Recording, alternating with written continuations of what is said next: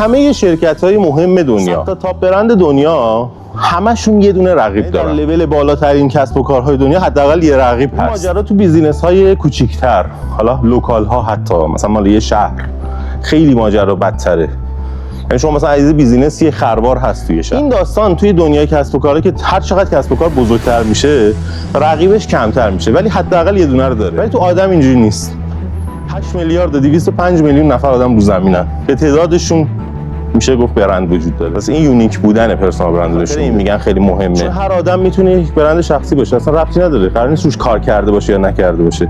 حتی اگر کار نکرده باشه هم میتونه 50 تا شخصیت متفاوت اینجاست. یعنی اگر با هم حتی خواهرم باشید، برادرم باشید، کاملا ما فرق دارید. سال 2030 گفتن پرسونال برند مهمترین بحث میشه در دنیا. شرکت اسپیس ایکس رو انقدر اطلاعات ندارید که از ایلان ماسک الان اطلاعات دارید. دنیا داره این اتفاق میفته. ما آدم‌ها رو دیگه الان میشناسیم.